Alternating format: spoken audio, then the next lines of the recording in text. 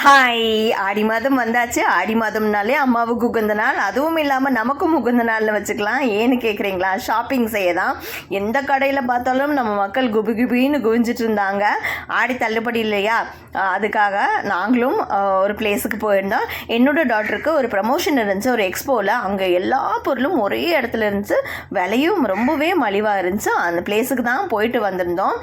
நாங்கள் என்னமோ எடுத்துகிட்டு வாங்கிட்டு வந்த பொருள் கொஞ்சம் தான், ஆனால் வீட்டிலேருந்து எடுத்துகிட்டு போன பொருள் தான் அதிகம்.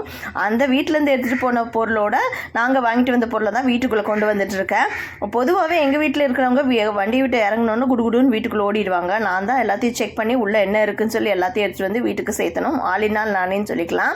ஸோ இப்படி தான் வீட்டுக்கு எல்லாத்தையும் எடுத்துகிட்டு வந்து வச்சுட்டு கொஞ்சம் நேரம் டீ குடித்து ரிலாக்ஸ் ஆகிட்டு அதுக்கப்புறம் மறுபடியும் மறுபடியும் செயின் மாதிரி தான் மறுபடியும் என்னோடய ஒர்க்கை ஸ்டார்ட் பண்ணியாச்சு. ஸோ இப்போது வாங்க நம்ம வீடியோக்குள்ளே போகலாம். ஷாப்பிங்கில் என்னென்ன நடந்துச்சுன்னு இப்போ பார்க்கலாமா? இட்ஸ் சாட்டர்டே மார்னிங் தான். என்றைக்குமே நம்ம ஆடி மாதம் நார்மல் டேஸ்லேயே நேரத்தில் தான் எழுந்திருப்போம். ஆடி மாதம்னா இன்னும் நேரத்தில் எழுந்திருப்போம். அதுவும் இல்லாமல் ஒரு ஒர்க் இருக்குது, வெளியே போகணுன்னா இன்னும் ஏர்லியராக எழுந்திருப்போம் இல்லையா? அதே மாதிரி தான் என்னோட டே இன்றைக்கி ஏர்லியராகவே ஸ்டார்ட் ஆகிடுச்சு. வெளியே வந்து எல்லாத்தையும் வாஷ் பண்ணி விட்டுட்டு, காரெல்லாம் வாஷ் பண்ணி விட்டுட்டு, வாசல்லாம் கழுவி விட்டுட்டு, அதுக்கப்புறம் ஒரு பாத் எடுத்துகிட்டு வந்தாச்சு. வந்த உடனே வெளியே அழகாக எனக்கு தெரிஞ்ச குட்டியோண்டு கோலத்தை போட்டுட்டு அதுக்கப்புறம் உருளி உள்ள தண்ணியில் மாற்றி விட்டுட்டேன். என்றைக்குமே உருளி தண்ணியை 2 நாளைக்கு ஒரு முறை மாற்றி விட்டுக்கணும். உருளி வந்து ஒரு சிலர் நினச்சிட்டு இருக்காங்க அழகு பொருள்னு சொல்லி. இது அழகு பொருள் கிடையாதுங்க. இது எதுக்காக வீட்டில் வெளியில் வைக்கிறாங்க, என்ட்ரன்ஸில் வைக்கிறாங்க, இல்லை ஹாலில் வச்சுப்பாங்க. எதுக்காக வாங்கினா அந்த ஈவில் ஐ எடுத்துக்கும், இது அப்படியே கவர்ந்து எடுத்துக்கும். அதுக்காக தான் நம்ம உருளி வைக்கிறோம். வீட்டிலேருந்து வெளியே யாராவது நமக்கு வருவாங்க இல்லையா, உறவினர்கள் யாராவது நெய்பர்ஸ்லாம் வருவாங்க இல்லையா, அவங்க திஷ்டி படுவாங்க, ஏதோ இவங்க இப்படி இருக்காங்களே அப்படி இருக்காங்களேன்னு சொல்லி. அந்த மாதிரி திஷ்டி பார்வையை வந்து இந்த தண்ணி எடுத்துக்கும். அதனால தான் நம்ம உருளி வைக்கிறோம். ஒரு சிலர் வந்து இது அழகு பொருளாக நினச்சிட்டு இருக்காங்க. இது அழகு பொருள் கிடையாது. இந்த மாதிரி உருளி வைக்கும்போது என்ன செய்யணும்னு சொன்னால், அந்த தண்ணியில் மஞ்சள் கொஞ்சம் போட்டுக்கணும். அதுவும் இல்லாமல் பச்சை கற்பூரம் போட்டுக்கணும். அதுக்கப்புறம் 2 நாளைக்கு ஒரு முறை ஃப்ரெஷ் பூவெல்லாம் அங்கே வச்சுக்கலாம்.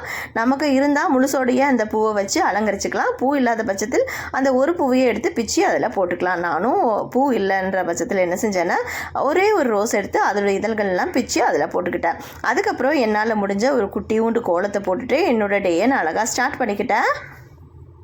ஒரு காலத்தில் எங்களுக்கெல்லாம் வேப்பிலை கிடைக்கிறது ரொம்ப கஷ்டம். அதாவது எங்களுக்கு பூ எடுத்து வந்து தருவார். அவர்கிட்ட அடுத்த வாரம் வேப்பிலை வேணும்னா இந்த வாரமே சொல்லி வைக்கணும்.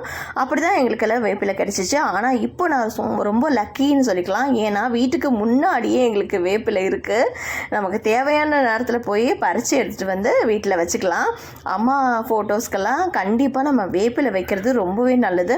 அதுவும் இல்லாமல் இந்த ஆடி மாதத்தில் வேப்பிலை வைக்கிறது ரொம்பவே நல்லதுங்க. நமக்கு வேப்பிலெல்லாம் கிடைக்குதுன்ற பட்சத்தில் வேப்பிலை தோரணம் கட்டிக்கலாம். எப்படி தோரணை கட்டுறோம் அதே மாதிரி தான் மெயின் டோரில் வேப்பிலை தோரணம் கட்டிக்கலாம். இல்லைன்னா ஒரு பன்ஸாக எடுத்து வேப்பிலையே வெளியே வச்சுக்கலாம். பூஜை ரூம் தனியாக இருக்குன்ற பட்சத்தில் நம்ம என்ன செய்யலாம்னா, பூஜை ரூமுக்கு வெளியில் வேப்பிலை தோரணம் கட்டிக்கலாம். நானும் வேப்பிலை தோரணம் கட்டியிருக்கேன், உங்களுக்கு காட்டல. அடுத்த வீடியோவில் நான் உங்களுக்கு காட்டுறேன். ஸோ இப்படி தான் பரபரப்பாக என்னோடய வேலையெல்லாம் முடிச்சுட்டு விளக்கெல்லாம் ஏற்றிட்டு பிரேக்ஃபாஸ்ட்டெல்லாம் சாப்பிட்டுட்டு நாங்கள் எங்கே கிளம்பணுன்னா எக்ஸ்போக்கு தான் கிளம்பியாச்சு. அந்த எக்ஸ்போவில் என்னென்ன பொருட்கள் வாங்கினோம், நான் எக்ஸ்பெக்ட் பண்ணிட்டு இருந்த ஒரு பொருள் தான். ஆனால் அன்எக்ஸ்பெக்டடாக எனக்கு இன்றைக்கி கிடச்சிருச்சு. அதாவது சாட்டர்டே எனக்கு கிடச்சிருச்சு.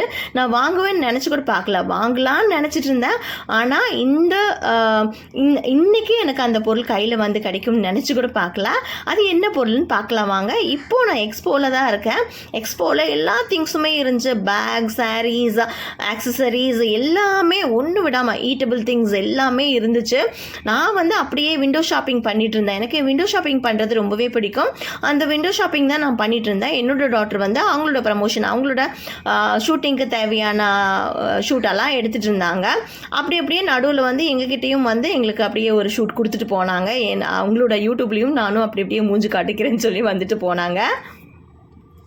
உண்மையாக சொல்ல போனால் நான் நிறைய பொருட்கள்லாம் வாங்கலை, விண்டோ ஷாப்பிங் தான் நிறைய பண்ணிக்கிட்டேன். ஏன்னா அவங்க ப்ரமோஷன் பண்ணுறாங்க. அந்த ப்ரமோஷனில் ஒரு குறிப்பிட்ட பணம் வரும். அந்த பணத்தையெல்லாம் அங்கேயே செலவழிச்சிட்டு அது எப்படி அவங்களுக்கு சேவிங்ஸுக்கு ஏதாவது வேணும் இல்லையா, அவங்கள கூட்டிகிட்டு போய் அங்கே விடுவேன். அவங்களோட ஒர்க்கெலாம் முடிப்பாங்க. நான் ரொம்ப செலவெல்லாம் வைக்க மாட்டேன். எனக்கு எது தேவையோ அது ஒரு 1க்கு 4 டைம் கேட்டு பணம் இருக்கான்னு கேட்டுட்டு தான் அதை வாங்கிப்பேன்.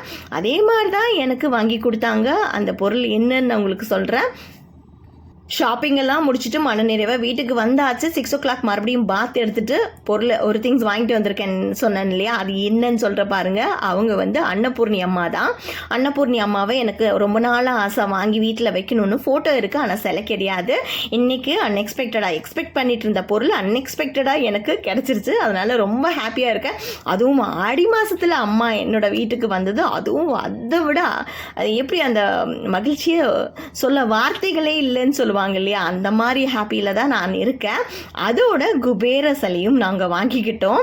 நம்ம நினச்சிட்டு இருக்கோம் இல்லையா, ஒரு சைனா பொம்மை இருக்கும், அதுதான் குபேர சிலைன்னு சொல்லி. ஆனால் அது சைனா பொம்மை. இதுதான் உண்மையான குபேர சிலை. இவங்களுக்கு ஒரு நல்ல நாளாக பார்த்து பூஜை செஞ்சுட்டு அந்த வீடியோவை உங்களுக்கு ஒரு vlog-ஆ எடுத்து போடுறேன். நானுமே தான் இவ்வளோ நாள் குபேர சிலைக்கும் சைனா பொம்மைக்கும் டிஃப்ரெண்ட் தெரியாமல் இருந்தேன். அதை தான் குபேர சிலைன்னு நினச்சிக்கிட்டேன். ஆனால் அது கிடையாது குபேர சிலை, இதுதான் உண்மையான குபேர சிலை. இவர் வந்து லக்ஷ்மி படத்துக்கு முன்னாடி வச்சு இவருக்கு பூஜை எல்லாம் பண்ணணும், காயின்ஸ் எல்லாம் வச்சு பூஜை எல்லாம் பண்ணணும்.